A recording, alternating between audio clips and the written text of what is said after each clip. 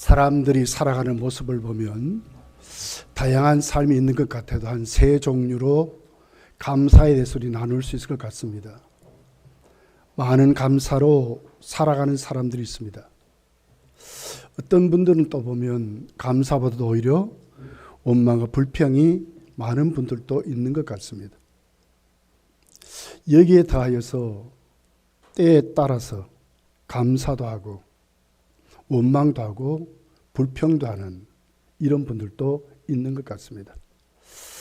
대다수의 사람들은 세 번째의 부류에 속하는 것 같습니다. 이스라엘 백성들이 그랬습니다. 하나님의 명령을 따라 모세를 통해서 출애굽을 했습니다.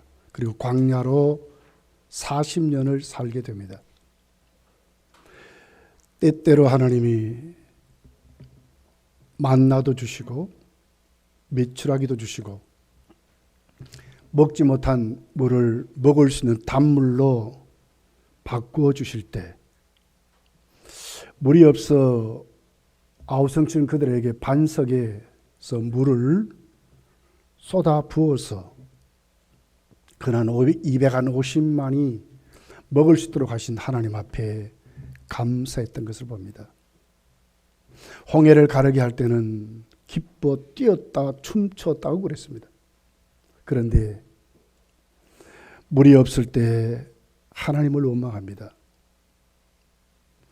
물이 있지만 먹을 수 없는 물일 때에 하나님을 원망합니다. 매일매일 만나를 주시지만 그것으로 고기를 먹지 못했을 때에 그는 하나님을 원망했습니다. 낮에는 구름 기둥, 밤에는 불 기둥으로 인도할 때는 감사했지만 40년의 광야에서는 그들에게 녹록지 않았습니다. 히브리서 2장 3장을 가서 보면 그 중에 이스라엘 백성들이 원망하다가 광야에서 죽었다, 가나안 땅에 들어가지 못했다 이렇게 기록을 하고 있습니다. 우리 인간이 그런 것 같습니다. 근데 오늘 또 사도 바울은 본문을 보니까 범사에 감사하라고 하고 있습니다. 왜 범사에 감사해야 되느냐? 이유가 분명했습니다. 하나님의 너희를 향하신 하나님의 뜻이라고 말씀을 하고 있습니다. 유대인들의 속담을 보면 이런 글이 있습니다. 만일 다리 하나가 부러졌다면 두 다리가 모두 부러지지 않은 것을 하나님께 감사한다. 만일 두 다리가 부러졌다면 목이 부러지지 않은 것에 감사하라. 만일 목이 부러졌다면 더 이상 걱정할 일이 없어진 것에 감사하라.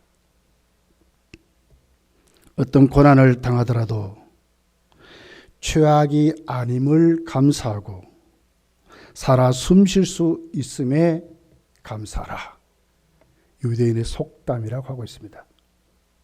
전천후 감사고 범사에 감사하는 것입니다.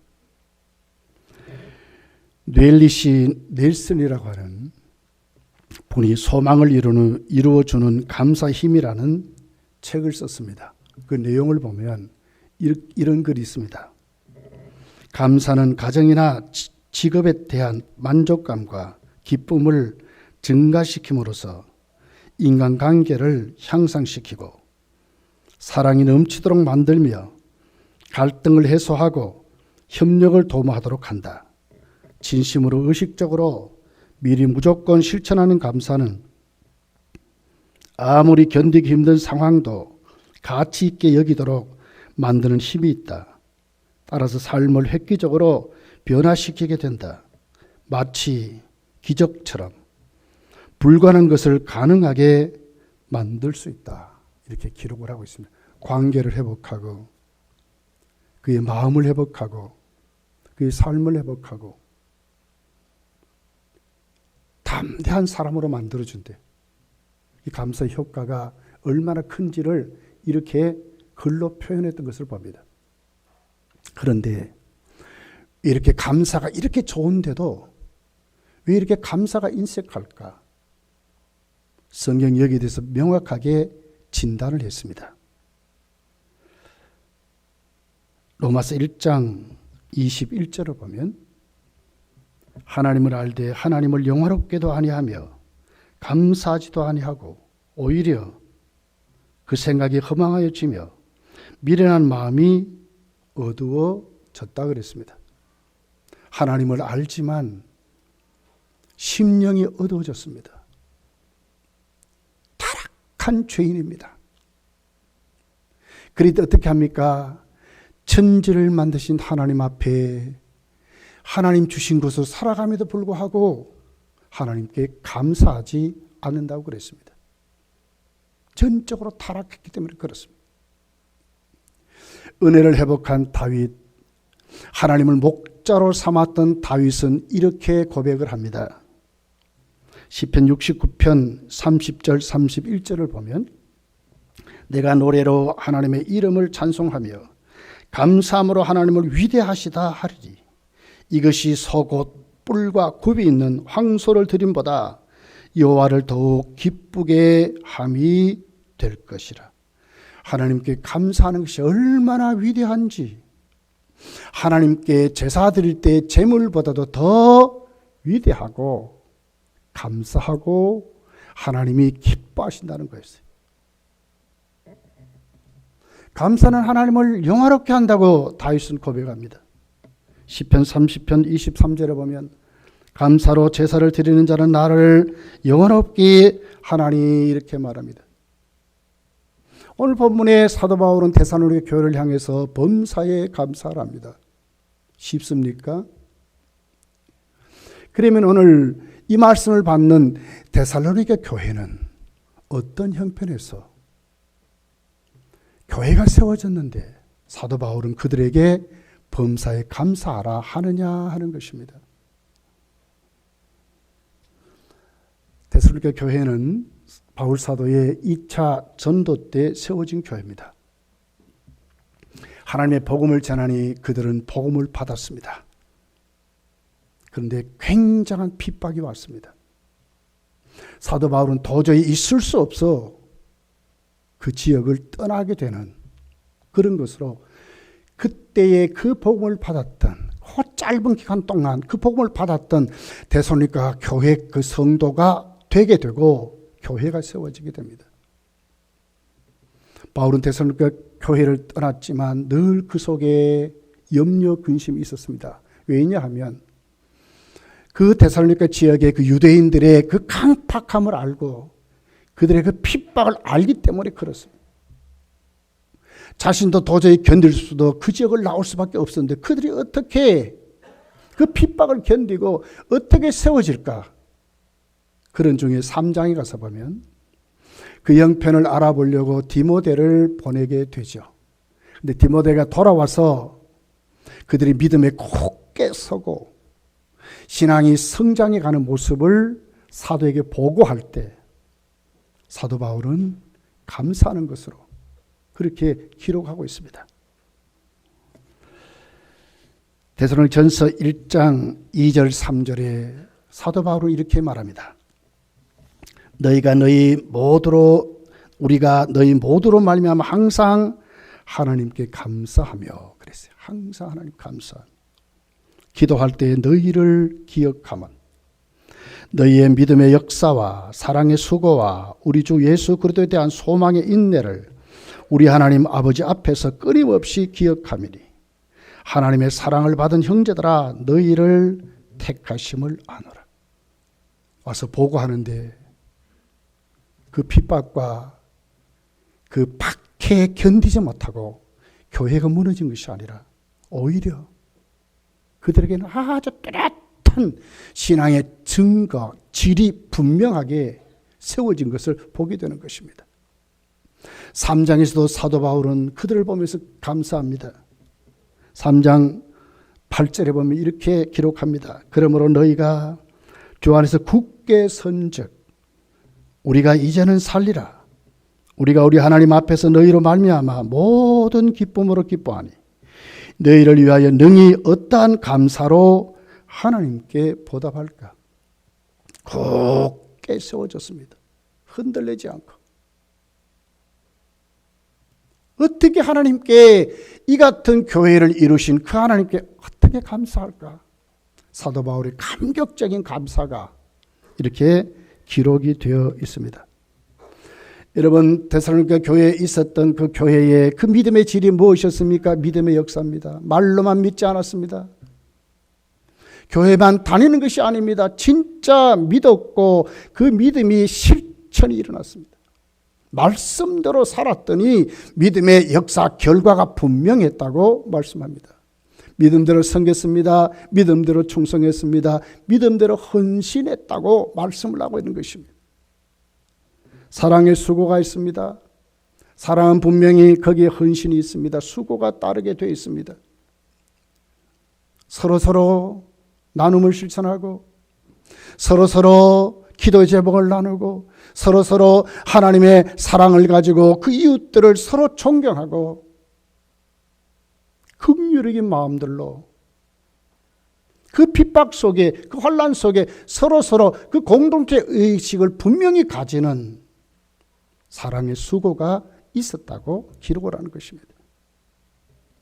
소망의 인내가 있었답니다. 그냥 믿는 것이 아닙니다. 천국을 확실히 믿었습니다. 천국이 있기 때문에 그들은 인내했고 천국이 있기 때문에 천국민의 삶을 살았다고 기록하는 것입니다. 이것이 데살로니가 교회의 모습이었습니다. 그러던 그 지역에 마케도니아 지역에 본이 된 교회로 오늘 사도 바울은 데살로니가 교회를 향해서 그 편지에 그렇게 기록을 하고 있는 것입니다. 여러분, 참으로 우리가 주님을 섬기고 교회를 이루는 것 쉽지 않습니다. 요즘은 더욱더 분명하게 안티 기독교 세력이 불같이 일어나고 있습니다. 걷잡을 수 없이 일어나고 있습니다. 교회는 청년들이 사라지고 있고요. 주일학교가 아주 약해졌습니다. 다음 세대를 키워야 되는데 다음 세대들이 교회를 오지를 않는 이런 시대를 지금 우리가 맞이하고 있습니다. 불신이 팽배합니다. 기독교의 이미지가 어떻게 보면 땅에 떨어질 정도로 우리는 어떻게 보면 그들이 보기에는 독선주의자들 같습니다. 예수만 믿어야 구원을 받는가 하니까 그들에게는 아주 큰 거부 반응으로 그들에게 다가오는 것입니다. 모든 종교가 똑같다고 그러면 좀 좋을 터인데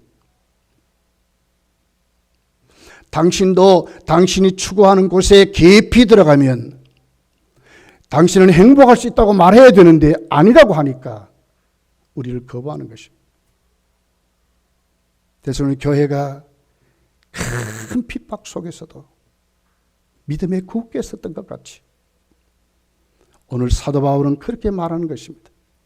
우리 검단교회도 그런 교회입니다. 오늘 한국교회도 그런 교회입니다. 이런 안티 세력의 팽배한 이런 시대일지라도 우리는 하나님 앞에 오늘 성경에 있는 그대로 사도 바울이 우리에게 가르쳐준 대로 범사에 감사하는 믿음으로 자꾸 세워져 가고 믿음으로 범사에 감사하는 자가 되어야 한다는 것입니다. 여러분 속에 감사의 달에 범사의 감사가 충만해지시기를 예수님 축복합니다. 그러면서 보십시오. 오늘 두 번째의 모습을 보면 자, 이렇게 믿음의 질이 분명합니다. 더 이상 권면하지 않아도 될 정도로 확신한 교회 왜 바울은 범사에 감사하라고 하나님의 뜻이라고 말하는 근거가 어디에 있습니까? 우리는 좀 다른 존재입니까? 우리는 세상 사람과 뭐가 달라서 그렇습니까? 오늘 성경은 그 이유를 명확하게 기록하고 있어요. 자, 데살로니가 전서 1장 2절 4절에 있는 말씀에 우리가 너희 모두로 말미암아 항상 하나님께 감사하며 기도할 때 너희를 기억한다. 항상 그냥 항상 감사하며 너희를 위하여 기도하면서 무엇이 있기 때문에 4절에 보니까 하나님의 사랑을 받은 형제들아 너희를 택하심을 아노라. 너희는 왜 세상 사람과 다르냐? 너는 왜 이렇게 좋은 믿음으로 성전에 가면서도 왜 범사에 감사하고 살아야 하느냐 그 말이에요. 여기 더하여서 그 이유는 하나님의 사랑을 받아서 우리는 택함을 입었다는 거예요. 다른 존재가 됐습니다. 시작도 달라졌습니다. 살아가는 삶도 다릅니다. 우리의 존재는 세상 사람과 뚜렷하게 다른 구별된 사람들로 하나님이 우리를 택하셨다고 말합니다. 하나님이 우리를 택하니까 어떤 역사가 일어났습니까? 오늘 5절 6절이 이렇게 기록합니다. 1장입니다. 1장 5절 6절에 이는 우리 복음이 너희에게 말로만 이른 것이 아니라 또한 능력과 성령과 큰 확신으로 된 것입니다. 우리가 너희 가운데서 너희를 위하여 어떤 사람이 된 것은 너희가 아는 바와 같으니 또 너희는 많은 환난 가운데 성령의 기쁨으로 말씀을 받아 우리와 주를 본받는 자가 됐다. 하나님의 복음이 어떻게 크게 역사하는 자가 됐다. 왜? 하나님이 택했기 때문에 이제 믿어야 되거든요. 알아야 되거든요. 소망을 가져야 되거든요. 성령과 능력과 성령과 큰 확신으로 하나님의 복음이 전해지니까 이들은 성령의 능력으로 기쁨으로 그 환난 속에서도 하나님의 말씀을 받았다는 거예요. 중생을 말하자면 거듭나 새 사람이 된 것입니다. 중생만 했습니까? 그들의 삶이 확실히 뿌리를 내리고 목표가 분명한 삶이 됐습니다. 어떻게 해요? 예수 그리스도를 주로 본받는 자가 됐다는 거예요. 다르지 않습니까? 범사에 감사할 이유를 분명히 너희는 하나님이 택한 존재다. 그렇기에 그냥 말씀을 들은 것이 아니다.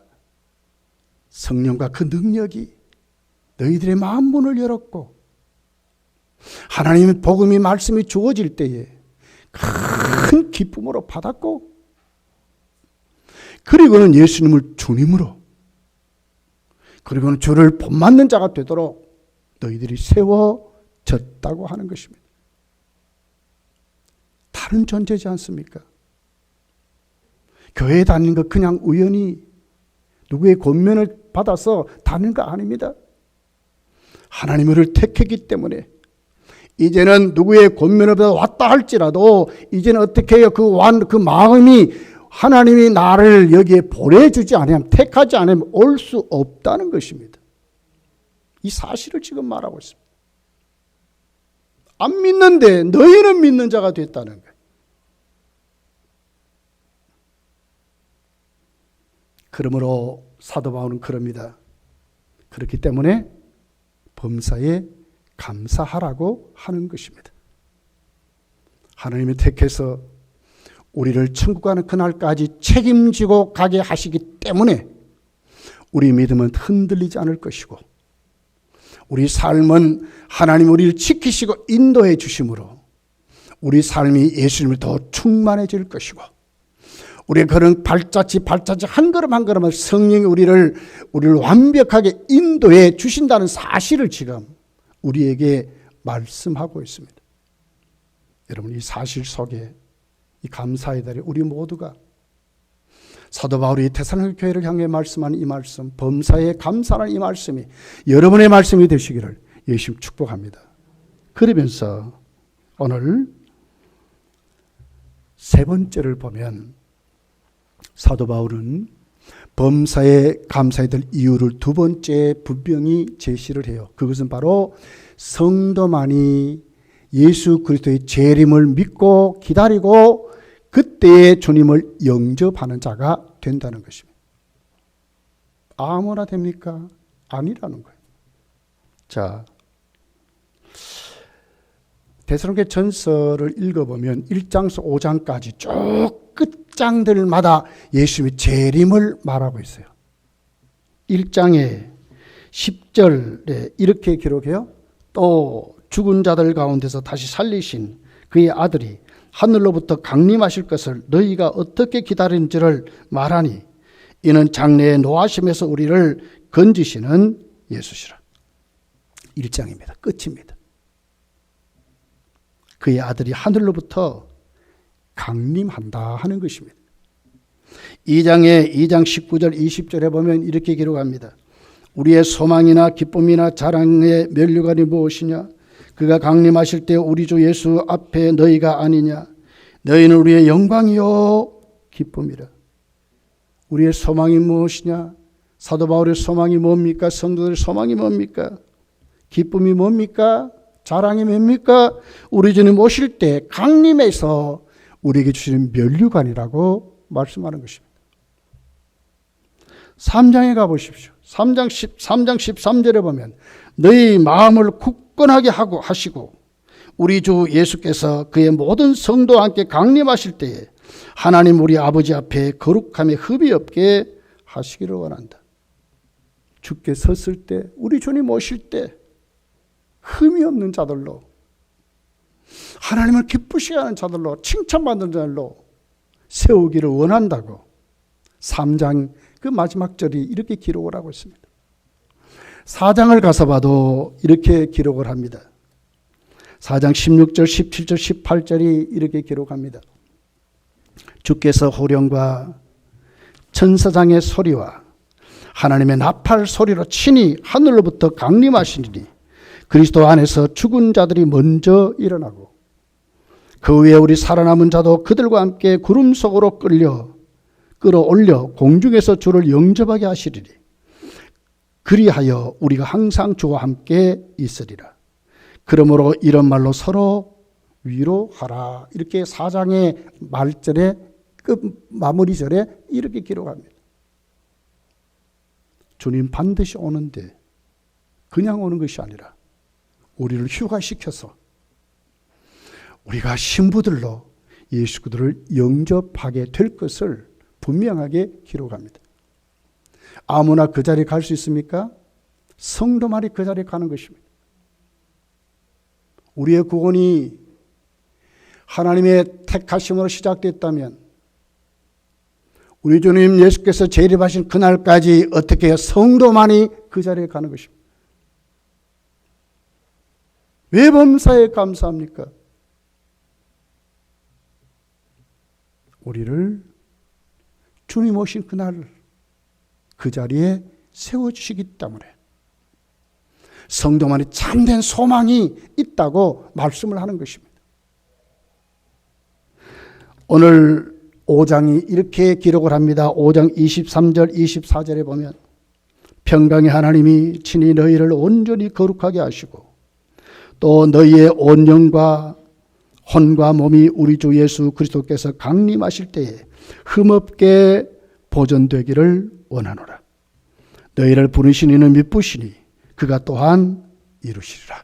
끝까지 책임진다. 어떻게 해요? 우리의 혼, 우리의 영, 우리의 혼, 우리 몸, 우리 구주 예수께서 강림하실 때에 흠없이 보존되게 하셔서 우리 주님 오실 때에 그 자리에 세운다 그 말이에요. 누구만이? 성도만이. 지금은 우리와 불신자들이 비슷하게 살아갑니다. 생활 모습도 비슷하고 말이나 행동도 비슷하지만 우리 주님이 오신 그날에는 완전히 갈라질 것입니다. 성도는 기뻐 뛰고 춤을 추고 큰 소리로 천군 천사가 나팔을 불고 올 때 우리도 큰 소리로 아멘하고 찬양하고 마지막 혼인잔치에 우리 믿음의 선배들 아브라함부터 시작해서 앞서간 믿음의 선사들과 함께 공중에서 혼인잔치가 벌어질 것입니다. 흠없는 자로 세워질 것입니다.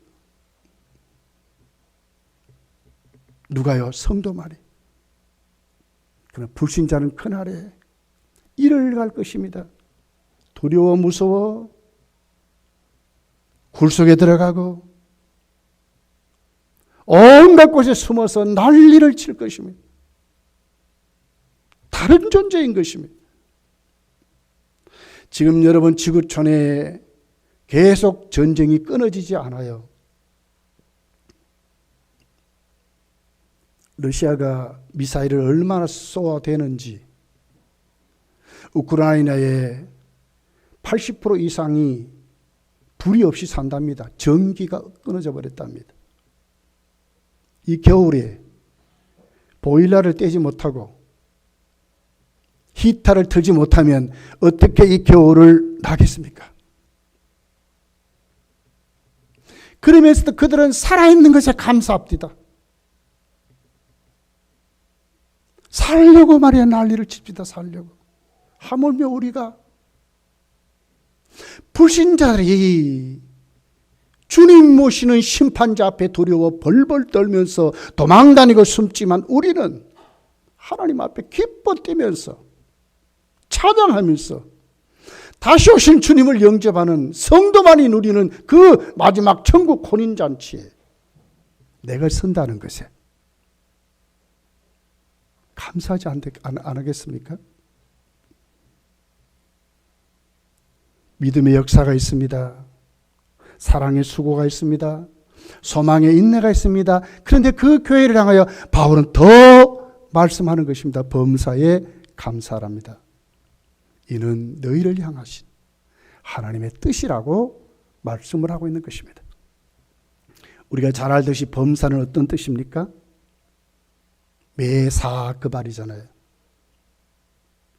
좋을 때도 나쁠 때도, 잘 풀어질 때도 잘 풀어지지 않을 때도, 현재 내 눈에 엄청난 어려움이 부닥칠 때도, 아니면 잘 열어져서 오늘 그럴 때도 상관없이 범사에 누구에게?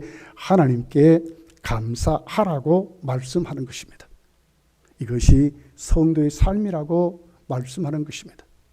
여러분, 우리가 우리 모습을 되돌아보면 때로는 감사할 것도 많지만 때로는 감사하지 못할 것도 있습니다. 그러나 우리는 누굽니까? 존재가 달라진 사람들입니다.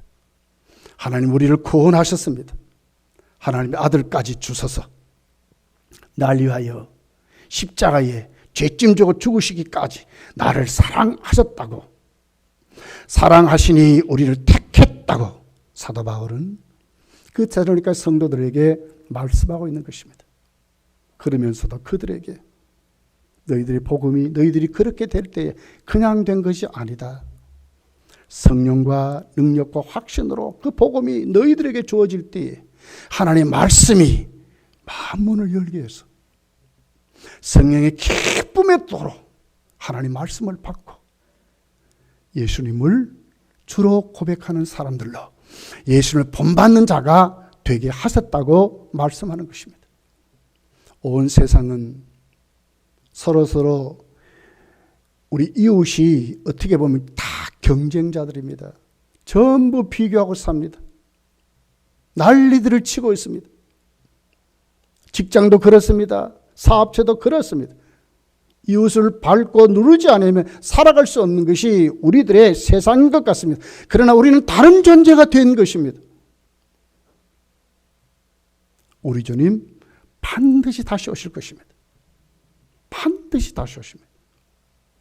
그날에 불신자로 서는 것이 아니라 성도로 세워져서 면류관을 쓰게 하시고 그 주님과 함께 찬양하게 하시고 신랑을 영접하게 하소서 하늘 소망 가운데 저 천국을 주시는 그 주님 앞에 오늘 또 내가 성도의 삶을 살게 하신 그 하나님 앞에 감사하며 살아야 한다는 것입니다.